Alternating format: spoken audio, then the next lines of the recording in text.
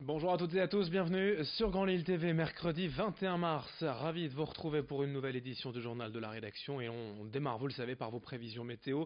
Encore un temps froid annoncé aujourd'hui et vous voyez, il y aura quand même beaucoup moins de vent tout de même dans cette journée. Et cet après-midi, le soleil fera vraiment de belles apparitions. Les températures quand même resteront fraîches après les gelées matinales. 6 à 7 degrés de prévu cet après-midi pour les maximales.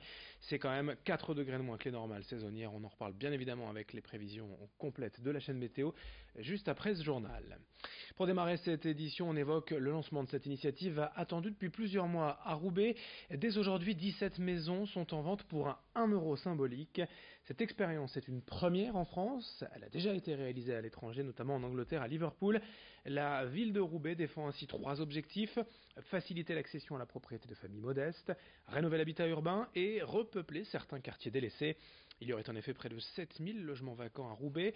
Beaucoup sont également considérés comme indignes. Pour bénéficier de ce programme, il faut quand même répondre à certains critères, notamment sociaux et de ressources, être primo-accédant et s'engager à réaliser les travaux nécessaires. Sylvie Nuret est allée visiter l'une de ces maisons en vente dans le quartier du Pile. Explication du maire de Roubaix, Guillaume Delbar. Il faut être éligible au logement social, il faut s'engager à rester 6 ans dans le quartier. Enfin, c'est un vrai contrat de confiance qu'on veut signer avec les familles. Et c'est les raisons pour lesquelles on sait qu'on aura pas mal de candidats, parce qu'on a déjà vu dans dans la première médiatisation de l'opération en 2015, quand on a parlé de l'idée, qu'il y avait beaucoup de gens qui étaient demandeurs de ces dispositifs-là, qui sont des dispositifs nouveaux et des maisons avec beaucoup de travaux, mais aussi beaucoup de potentiel. Les candidatures pour acheter ces maisons à 1 euro peuvent être déposées dès aujourd'hui en mairie de Roubaix jusqu'au 31 mai. L'attribution se fera par la suite et les travaux pourraient débuter dès l'année prochaine. Une image aussi dans l'actualité au nord-ouest de la métropole lilloise, à Frelinguien, près d'Armentières. Les parents d'élèves de l'école manifestent aujourd'hui pour demander le maintien du poste de la secrétaire de l'école. D'ici 2 mois, son poste va disparaître suite à la suppression des contrats aidés. Mais ce départ intervient, selon les parents et l'école, tout juste au moment où la charge de travail est la plus importante. Il faut clôturer l'année avec les passages des élèves en classe supérieure et préparer la rentrée prochaine. Michel Leterme, 58 ans, est assistante dans cette école depuis 3 ans.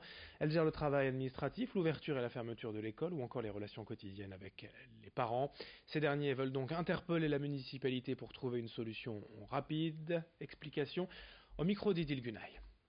Le jour de la rentrée, j'en ai pour une semaine à tout rentrer les nouveaux numéros de téléphone, les nouvelles adresses, les nouvelles personnes qui viennent rechercher les enfants. Enfin, c'est un travail de longue haleine, je dirais. C'est pas super compliqué quand on a le logiciel en main, quoi, mais c'est très long à faire, quoi. Et c'est vraiment un très lourd travail. Et là, au mois de juin, c'est pareil. Il y aura toutes les inscriptions, tous les nouveaux dossiers à préparer, tous les feuilles de passage. Enfin, il y a un travail monstre, quoi, à faire. Dans ce journal, on enchaîne avec toute autre chose. L'une des entreprises emblématiques de la région, la Chicorée Leroux, a mis en vente son musée à Orchy. Et que va-t-il donc advenir de ce bâtiment historique et des collections présentées sur place? Explication en plateau avec Céline Nuret. Coup dur pour le patrimoine culturel et architectural de la ville d'Orchy. Le musée de la Chicorée et la maison Leroux sont à vendre, faute de rentabilité. Malgré les 6000 visiteurs par an, l'activité n'est pas suffisante selon le PDG de la société Leroux, Olivier Herman. Pour acquérir le musée et la demeure, il faudrait débourser environ 1,5 million d'euros selon le maire d'Orchy, Dominique Baïs. Un chiffre démenti par Olivier Herman. Celui-ci ne souhaite pas dévoiler le montant pour des raisons de confidentialité. Concernant la collection exposée jusqu'ici donc au musée, elle devrait trouver un nouveau lieu pour être visible du grand public. Le site industriel a été évoqué. Face à cette annonce, la mise en vente, la direction du groupe Leroux tient à rassurer. Selon elle, l'entreprise se porte très bien. Rappelons que la Chicorée Leroux, c'est 160 ans d'histoire. Une page se tourne donc pour le patrimoine de la ville d'Orchy.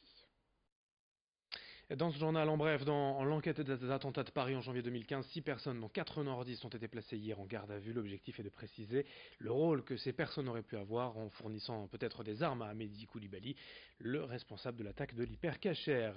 Nordnet, le fournisseur d'accès Internet, a annoncé le recrutement de 30 personnes au cours de cette année.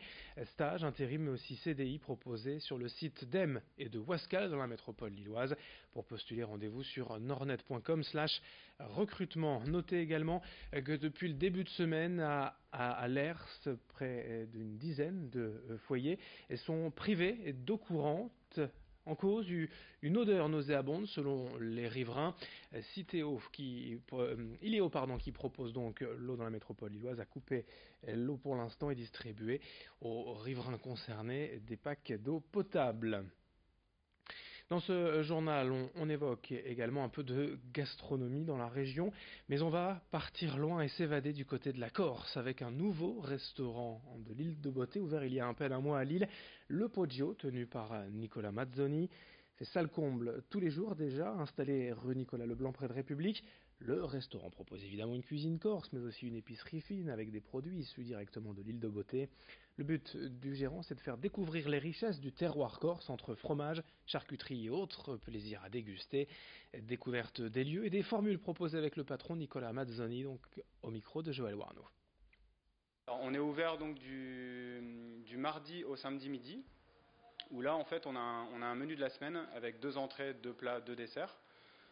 Qui change donc toutes les semaines, et en plus de cette formule là on a un plat du jour qui change généralement tous les jours aussi. Et pour le soir on est ouvert donc du jeudi au samedi soir, et là on est en mode planche de charcuterie, planche de fromage, planche mixte, et également donc des tapas. On a des tapas à la carte, mais on a aussi des tapas sur ardoise qui changent aussi selon l'humeur du chef. Fin de ce journal, merci à vous de l'avoir suivi. Dans un instant, bien d'autres infos à suivre sur Grande Lille TV. Vos prévisions météo, je vous le rappelle, un temps en froid aujourd'hui, des températures inférieures au normal de saison, 6 ou 7 degrés pour les maximales, après de nouvelles gelées nocturnes et matinales. Du soleil tout de même aujourd'hui dans la région, on en profitera quand même un peu. En ce mercredi 21 mars, il me reste à vous souhaiter une excellente journée à toutes et à tous, bien évidemment avec nous, ensemble sur Grande Lille TV.